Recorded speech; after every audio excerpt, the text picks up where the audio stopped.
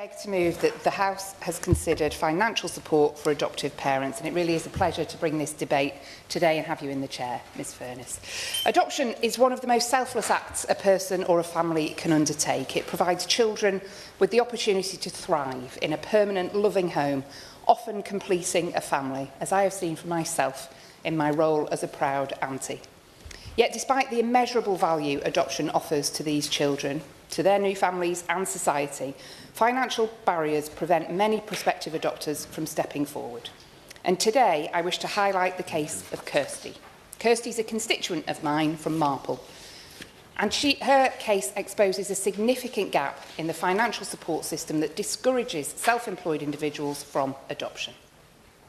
Kirsty is a self-employed mother who dreamed of expanding her family. And after a year of trying to conceive a second child, she and her husband decided to explore adoption. Their first son, Charlie, a bright-eyed 4-year-old with an unshakable love for trains, often talked about how much he wanted a little sibling to be his assistant train driver.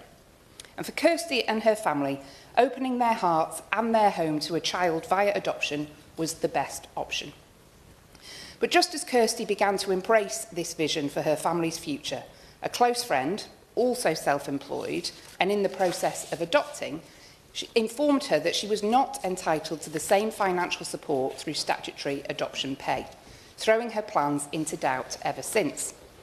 Now, unlike biological parents who qualify for maternity allowance or employed adopters who are eligible for statutory adoption pay, self-employed adopters like Kirsty fall into a financial support void. While statutory guidance allows local authorities to make discretionary means-tested payments equivalent to these allowances, such support is not guaranteed, and local authorities have no legal duty to provide it. And in fact, a Freedom of Information request by the charity Home for Good revealed that 34% of local authorities lack any policy for providing this financial support. And even worse, 90% of self-employed adopters surveyed by the APPG on adoption and permanence in 2022 reported that their social worker never advised them about these discretionary payments and the possibility of receiving them. Many of those in Kirsty's situation cannot take the financial risk of adopting a child without assured support. She is not alone. This gap creates a stark disparity between those who are employed and self-employed, a barrier for many who might otherwise give a child a stable and loving home. The consequences of this lack of support are far-reaching. Having often faced abuse or neglect, adopted children need time and care to settle into their new families. As a result, adoptive parents are often advised to take up to a year off work to ensure proper bonding and support. So where does this leave those who are self-employed? Without financial support, they face impossible choices, continuing to work and sacrificing the vital time they need to build a relationship with their child, sacrificing their careers and their financial stability, or abandoning their adoption plans altogether. And for many, the only realistic option is the latter. The government of different shades has often recognised the importance of building a relationship with an adopted child, but for too long has insisted that self-employed adopters should have to rely on unreliable discretionary payments. And in November, I asked the Secretary of State for Work and Pensions to extend statutory adoption pay to the self-employed, or to introduce an equivalent benefit. And while the Minister's response expressed support for adoptive parents, yet again it pointed to a flawed system of discretionary payments. In December, I called on the government to allocate time to debate how we can get and support people like Kirsty, and do that in government time, sadly so far to no avail.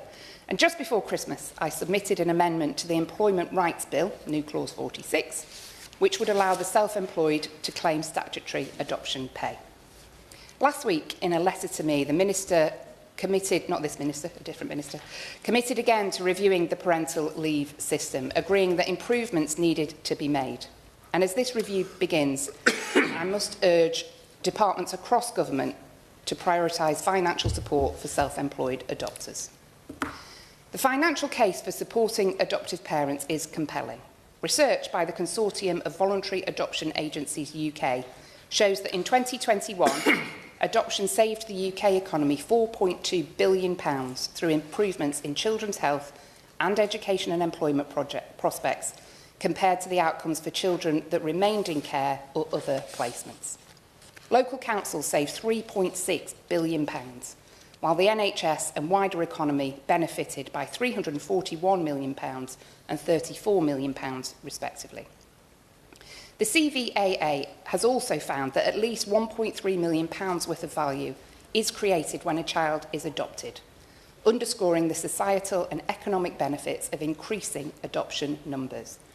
Yet the number of adoptions has halved since a peak in 2015, even as the number of looked-after children has risen by 25%.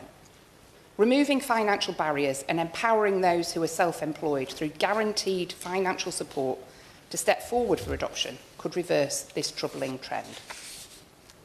The case for further financial support for adoptive parents in addressing the distinct challenges they face is equally compelling.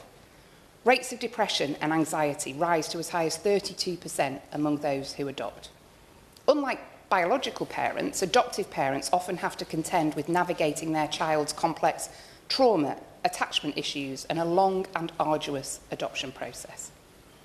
These challenges can be compounded by the grief and loss many adoptive parents can feel if they have experienced infertility or failed attempts to conceive.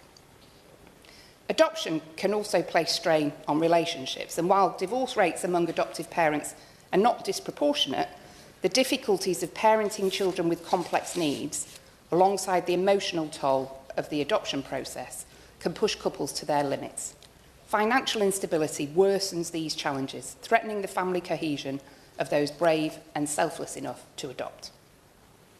And finally, the adoption process in the UK is long and complex, sometimes taking years from the initial application to the final court approval. Prospective parents are subject to background checks, references, intense assessment and adoption panel scrutiny before they are even able to find a match. This journey, though of course it's necessary to ensure the best outcomes for children, the journey places immense stress on prospective adopters. So I urge the Minister and the various departments involved in this work to explore ways to provide financial support that acknowledges and mitigates these unique pressures placed on adoptive parents, self-employed or otherwise. And I hope that this will play a significant part in the upcoming review into parental leave. Adoptive parents deserve robust financial support, and addressing this issue is not only a matter of fairness, but also a means of unlocking the full potential of adoption. Ministers across government and the various departments involved have the opportunity to lead the way by extending statutory adoption pay to self-employed adopters or implementing an equivalent benefit.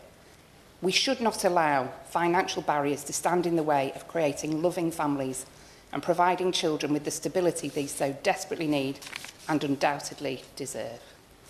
The government could and should act decisively, ensuring that adoption remains a viable and supported choice for all prospective parents. Thank you.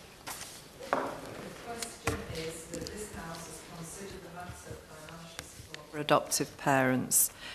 Robin Swan. Thank you very much, Ms Furness, and it's a pleasure to serve under your chairmanship in regards to this, and can I thank the member for bringing what is a very important topic, I believe, to the attention of this House, because I believe it's important that we engage with adoptive parents and prospective adoptive parents and actually hear their experiences from adopting a child, because it's only through that listening can we know the real life challenges that they face. And I think the prime example that the member has raised in her opening comments in regards to those financial pressures that are actually deterring couples and individuals coming forward to actually adopt children. Ms Furness, I was Minister in Northern Ireland, and I actually put through the Adoption and Children's Act in 2022. Until that point, Northern Ireland had been bound by a wholly inadequate and outdated legislation that hadn't been actually updated for 3 decades, so actually predated devolution at that point in time. So while that legislation actually updated the broader adoption frameworks, it also included some tangible benefits, such as the introduction of a legal duty so that our adopters in Northern Ireland can now access more support through our social services. But I think the issue being raised here today is actually one step, and only one step, that the UK Government could take that would actually bring immediate action to improve the support for some of our adoptive parents, and actually broadening that statutory adoption leave and pay to those self-employed parents in the same way that the maternity allowance is available for self-employed parents. Ms Furness, why I believe that this is important. Currently, in the last statistics that's shown in Northern Ireland, as of the 31st of March 2024, we had 3,999 children and young people in care in Northern Ireland, the highest number recorded since the introduction of the Children's Northern Ireland Act in 1995. Some 28% of those children in care have been looked after for less than a year, but 29% have been looked after for more than 5 years. So I believe anything that we can do to increase the number of people who want to come over and actually adopt children and take them out of our care systems and give them that loving, caring home that is often experienced by those who come out of care into adoption. Last year alone, only 97 children were adopted from care in Northern Ireland. 48% of those were actually adopted by couples in their 40s.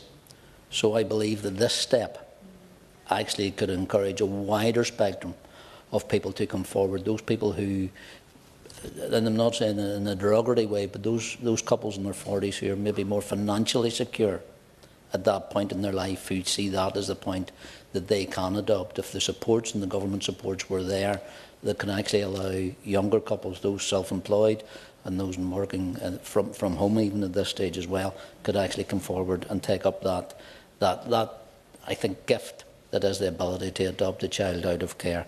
And that's why I would encourage the government to do all that they can to support the issue that has been brought to this House today.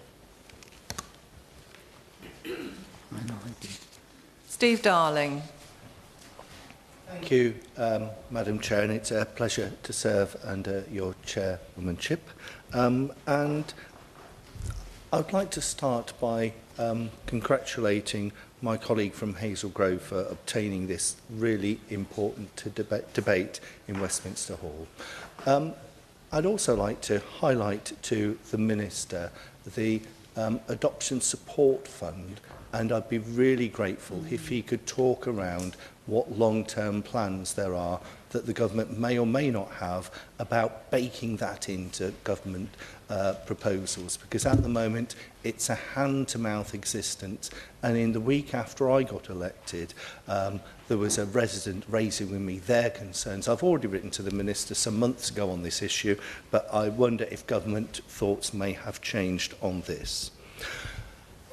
Madam Chair, I speak as somebody who is adopted myself, and adopted into a very loving family in the 70s with Eric and Penny.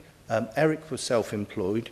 He wasn't a tool maker. He was a lorry driver, a haulage contractor if we were perhaps trying to be social climbers. But the reality is that it was a really loving family that I was born into, and of course, as a self-employed haulage contractor, he would have benefited from the proposals that we've heard from my colleague.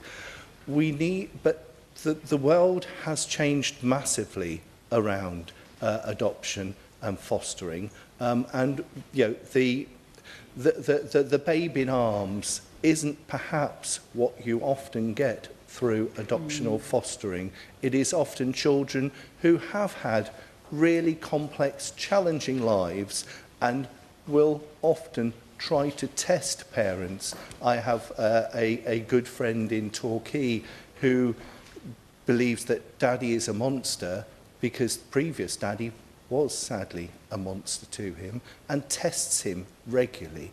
And it is really challenging for that adopted family that they have to face that. I'd also like to welcome the comments made on Homes for Good. That's a service that I brought into Torquay when I was leader of the local authority, and that looks at driving adoption through those with faith and using churches to support those with faith. So it is a need that is very significant out there. And I would, even on purely cynical reasons, I would encourage the Minister to reflect on how it's important to support self-employed people so we enhance the pool of those.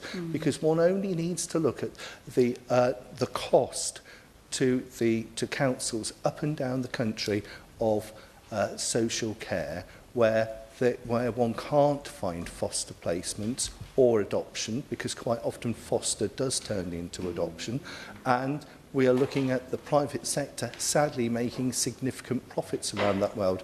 And whilst I'm pleased that the government are making progress in those areas, the best way that the government can do that is looking to place like a place that I visited once upon a time, which is Leeds, and now Torbay is facing this way of looking to become child-friendly, UNESCO recognised, so that we drive that positive culture of engagement and support for our young people throughout the United Kingdom.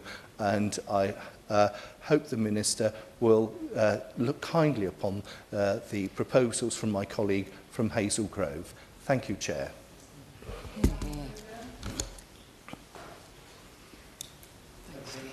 Mrs Furness, very good to serve under you, and my thanks to the honourable member for bringing this debate to us. And it's a very important topic, as we've acknowledged, and I'm particularly struck by how she described in the case of her constituent Kirsty the specific impact of the regime, the financial regime that adopting parents face, but also her general points, also echoed by the honourable member who just spoke, these general challenges faced by adoptive parents, both in terms of the challenges that their children continue to endure, having joined their family, but also the adopting family themselves and their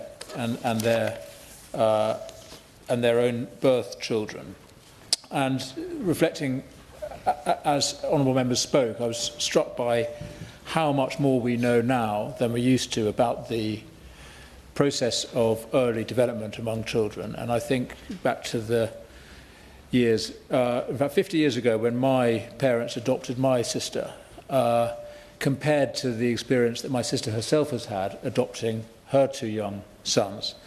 And the difference is pretty stark. My sister simply arrived, and that was that. And the expectation was that all was now well, and no further support was required. And indeed, things did turn out very, very well, I'm glad to say, for my sister. But the support that has been offered to her as as adoptive parent is far greater and more sympathetic, and shows much greater understanding of the challenges around child development than happened a generation or two ago. And I want to just briefly pay tribute to the former government, which over the last 10 or 15 years did introduce some quite significant improvements to the system that adoptive parents face. David Cameron and Michael Gove both made a priority to ensure that the regime around adoption was improved.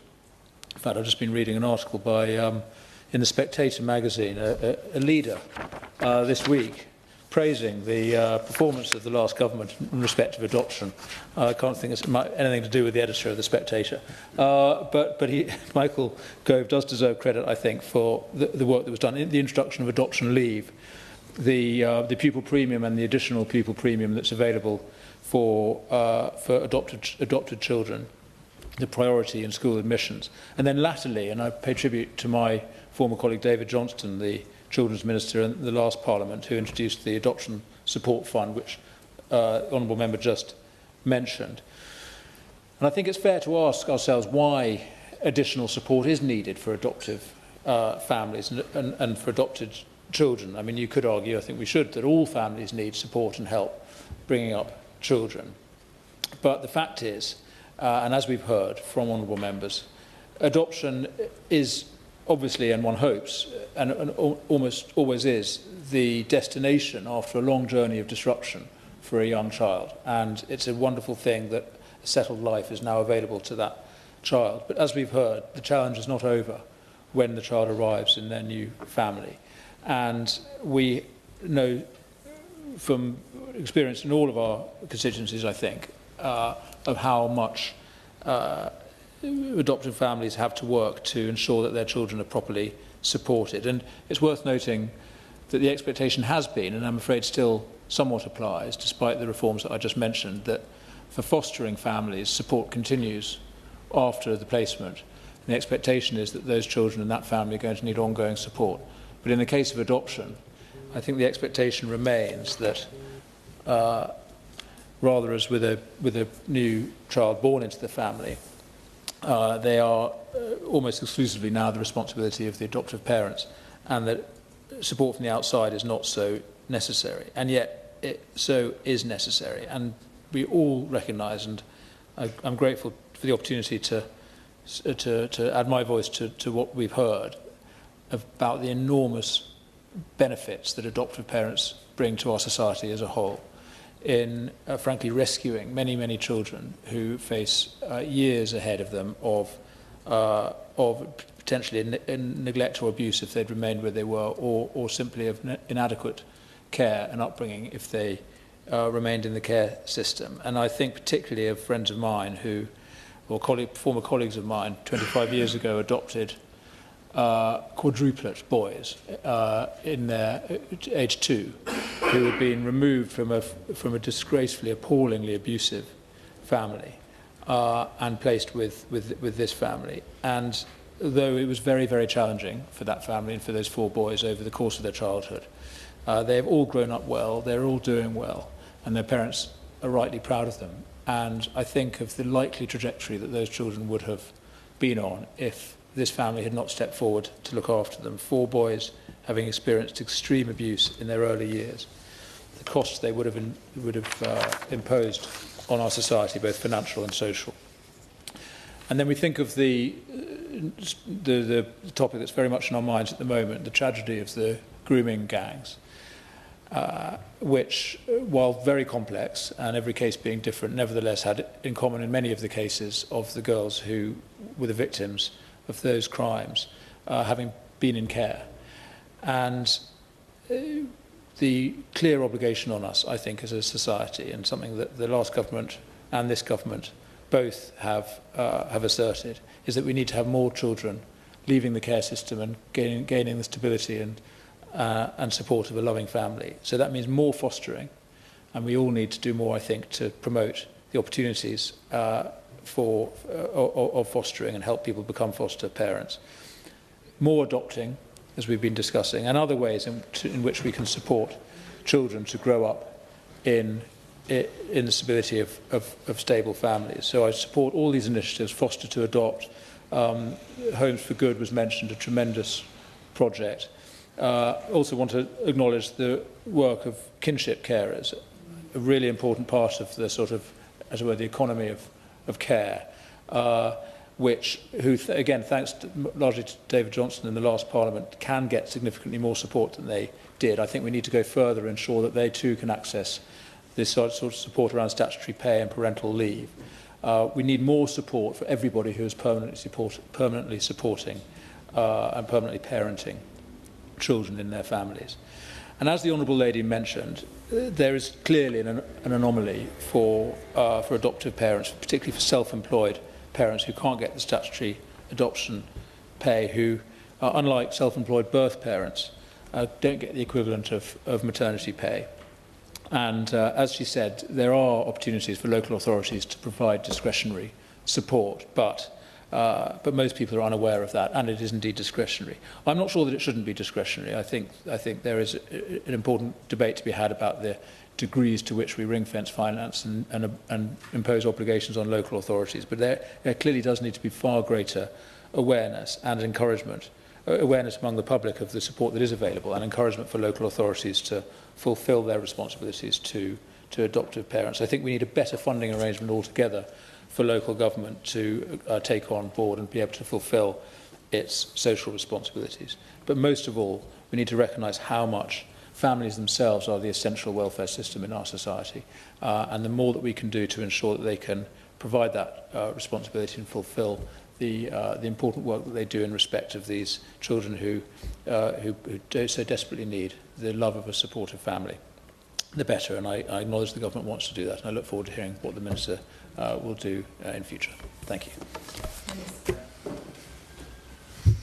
Thank you, Ms Furness. It is a pleasure to serve under your chairmanship today, and may I begin by congratulating the member for Hazel Grove on securing this important debate, and I'd like to thank all who've taken part in the discussion for their thoughtful and insightful comments. As the Honourable Lady mentioned, I've recently received a written question from her about this issue, and I commend her for her continued support and campaigning in this crucial area. Becoming an adoptive parent is rewarding, of course it is, but it is without doubt challenging too. It is admirable when anybody steps up to that role, let alone those who do so whilst in work. This government does not underestimate the life-changing difference that adoptive parents up and down the country make every single day. Breaking down barriers to opportunity is one of this government's key missions for the country. That is why we are committed to doing everything we can to ensure that employed parents can balance their work and home lives. Our plan to make work pay will make sure that there is more flexibility and support for working families, and our reforms to get Britain working include transforming employment support so that people with specific barriers to work, such as parents, receive personalised help to overcome the particular hurdles that they face. This not only supports our #1 mission to drive growth in every corner of the country, it creates a cycle of opportunity. People cannot fulfil their potential if they are struggling to afford life's essentials, but good work brings security and dignity. That is why good work will always be at the foundation of our approach to tackling poverty and supporting families. Children cannot fulfil their potential if they are growing up in poverty in any familial setting, and we cannot fulfil our potential as a country if the next generation is held back. That is why we have already started the urgent work needed to get the Child Poverty Task Force up and running, and it is working to publish a comprehensive and ambitious child poverty strategy which will consider all children across the United Kingdom, whether in care, adopted or living with birth parents. It's perhaps worth reiterating at this point that maternity payments such as statutory maternity pay and maternity allowance are intended to help protect the health and well-being of women and their babies rather than assisting with the costs associated with a new child. But I appreciate that the member for Hazel Grove is specifically raising the issue of adoptive parents, and where a family welcomes a new child into their world, it is only right that they have the time to bond, a point eloquently made again by the member for Hazel Grove in her opening speech introducing the debate, and indeed by all of today's speakers. I'll just briefly turn to some of the points that were made in the debate, and it was genuinely important, I think, that we heard about Kirsty and her own experiences thinking about adopting a second child and indeed an assistant train driver. This is one of many examples that there are of people who have to make these very difficult choices. I myself have constituents in a similar position, and it is incredibly important that we hear such testimony when considering these issues. She also highlighted that there is no guarantee, as was reiterated by the opposition spokesperson, on the means-tested local authority payments, and also that many councils don't have policies for that. Before going on to set out that adoption saves the economy £4.2 billion a year, she, like myself, is a former senior local authority leader in Greater Manchester, deputy leader of Stockport Council, and she knows the benefits not just in terms of education and health as she set out, but in the local authority care system with the many pressures that there are there, and the fact that obviously secure permanent placements are the best thing for that child. That support is priceless, and I think we're all agreed on that today. She went on to say that new adoptive parents need to take time off to enable a child to settle in their new home, and I absolutely agree with what she is saying there, because of the many and complex needs that adoptive parents may face in settling their new child in, having to balance their employment needs as self-employed or people in mainstream employment there are obviously many issues. I agree that improvements need to be made to the parental system, and if she'll bear with me, I will come to a specific promise that I want to make to her in terms of how I feel we can best move this forward. The member for South Antrim also highlighted his local government experience, and I think it's important to draw that out because we have all been corporate parents and we understand the importance of the role that both the care system plays, but also foster carers, kinship carers, as the opposition spokesperson said, and especially adoptive parents making a decision to permanently offer a home and love and support to a young person. But he did set out some of the specific challenges faced in Northern Ireland. I'm grateful to him for doing that. He's right to highlight the spiralling statistics in terms of children in care. And as I just mentioned, it is critical to anybody with local government experience that sustainability and feasibility of adoption for all is imperative. So I'm very much aware of the points that are coming out in this debate, and I thank him for his contribution. Turning to the member for Torbay, the spokesperson for the Liberal Democrats, and his specific question on the Adoption Support Fund, he is as ever, entirely right to raise this, and it's a very reasonable question because current funding, I think, is only set until April 2025. If I may, I will write to the Department for Education directly and share the response that I received from him, because I don't want to speak on behalf of another department today in case the information that I provide turns out to be inaccurate, but I will follow up with him directly on that.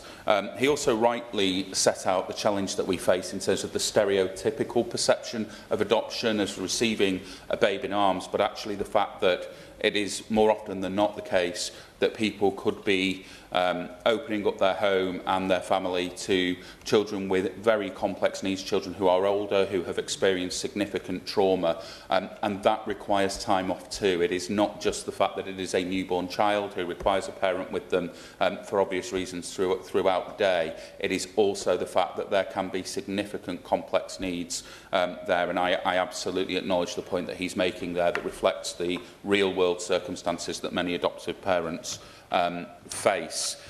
The opposition spokesperson set out many of the advances that have been made over the past 14 years in this space, and I fully acknowledge that. It does rather beg the question how we've ended up with this position. However, I do accept that we did move forward things like, as he said, the automatic pupil premium allocation and the adoption support fund, as well as the introduction of adoption leave. I think that the challenge that we face here is how we can collectively, as he said, encourage people to come forward as adopters, as kinship carers, as foster carers, and we do obviously have a responsibility as a government to make that process as easy as possible. So I do agree with him, because when you look at the outcomes faced by children who have grown up in what one might consider traditional care settings, i.e. a children's home, versus the outcomes of children who grow up in a more traditional family unit, whether adoptive or foster carers or with birth parents, those statistics are stark. If you look at the number of care leavers in the prison system, for instance, if you look at the level of qualification, some of these figures are incredibly concerning. So that is a point that is very, very well made. But if I turn back to the substantive comments that I wanted to make, we do want to make sure that parental leave is supporting all working families as well as possible. So the government has committed to a review of the parental leave system. Work is already underway on planning for that review, because enabling parents to take time off work not only allows for bonding time, it ensures that they are able to give a child the care that they need. In the case of adoption, that ability, as we have just discussed, is essential to connect and care in terms of securing the permanence of any adoption placement. For all these reasons, employed adoptive parents have broadly the same rights and protections as birth parents in that statutory adoption leave is a day one right. But of course, that is the anomaly that we are speaking to today. So I want to give the Honourable Member for Hazel Grove a clear assurance that I will write in to that parental pay review and parental leave review and make sure that what we have discussed today is fed into that process, because I think whatever your view on the rights and wrongs of this, we can all accept actually that there is a gap and that we all want as many people as possible to be able to come forward as carers, and this is potentially a barrier to that for some people, not least because we have that means-tested, not especially well advertised, not brilliant levels of uptake current system that I think we would all want to look at. So where we're at in the meantime, I think, is that where adopters don't qualify for that statutory payment, they have the local authority option. But I'd also like to highlight some of the wider support, and the opposition spokesperson did this in his contribution. Not only advice, information and counselling, but also the means-tested support. Potentially, on top of that, support for new parents, any new parents, in terms of potential eligibility for universal credit, child benefit, the Sure Start maternity grant, all of which can help all families with the cost of raising children, especially those in need of extra support. I think I will leave it there, Ms Furness, with just a final thank you again to the Honourable Member for Hazel Grove for calling this debate. We do recognise the contributions of self-employed people who are a key part of our economy, and we appreciate the valuable difference that adopters make. So it is only right that we've taken the time to consider how we support the remarkable people who take on both roles at the same time, and I'm pleased to have had the chance to do so today. I reiterate that I will write to the Department for Business and Trade about this debate, the issues that have been made, and how this can feed into the review that I mentioned earlier, because it is crucial that we accept that this is an anomaly in the system. And I will obviously send her a copy of my correspondence. Lisa Smart to wind up. Indeed, Ms Furness, and I'm really, really grateful to all of those members who've taken part in this debate this afternoon. The member for South Antrim talked about his experience as a minister in Northern Ireland, and it's really good to have his support, and he's absolutely right to point at the numbers of children we're talking about in the different parts of the UK and how we enable more brilliant future parents to adopt and drive up those adoption rates. I want to say thank you to Penny and Eric, who are my honourable friend, the member of Torbay's mum and dad, who adopted him in the 70s. And he was absolutely right to talk about the Adoption Support Fund. It's something that I know is hugely valuable to many families, and future security of it, or future clarity on what's coming down the track, I think he's absolutely right to ask about that, and also the challenges, different challenges faced by adopters, and how it isn't a stereotypical babe in arms found under a bush somewhere. I think a number of members, both the opposition spokesperson and my honourable friend, the member for Torbay, talked about the role of that councils play, local councils play, and funding of local councils plays in some of the decision-making that can happen around this. When I was, the Minister rightly talked about my previous life as a member of a local authority, and it's one of the jobs that you take most seriously as a councillor, is the fact that you have that corporate parenting role and that key role to keep the most vulnerable children safe. And I think local authority finances, lots of people in this place talk about the importance of clarity and about properly funding, and indeed the opposition spokesperson talked about funding local authorities and doing that properly. I think when we're talking about some of the most important jobs of councils, we're talking about exactly this: children in care who are the most vulnerable in our society. And my honourable friend talked about the cost to councils and the cost of children waiting a very long time for their adoption to come through, and the longer they wait, the more it costs, both in terms of to them as individuals, but also to councils in terms of their ongoing care. The opposition spokesperson talked about how we know more now about the importance of, or our understanding has developed when it comes to early childhood development, and he also talked about somebody who used to work in this place who knows quite a lot about adoption issues, and he was right to do so, because this isn't, in my opinion, we can work cross-party to fix anomalies like this, and so I'm grateful for his remarks. And I think he talked about a family of 4 boys, and I think that's exactly the sort of story we need to have in our minds about the impact of a good, loving, warm, secure home for those 4 boys, and how their lives may well have been very different had they not had that. So I'm very grateful to him for that, and also talking about kinship carers, which I know will come through the Children's Wellbeing and Schools Bill. There's work being done to look at that, and my party look forward to scrutinising and improving some of the bill in that regard. The Minister, I really want to welcome his comments, and particularly that he accepts it's an anomaly that we're talking about today, and especially the action that he's undertaken to carry out.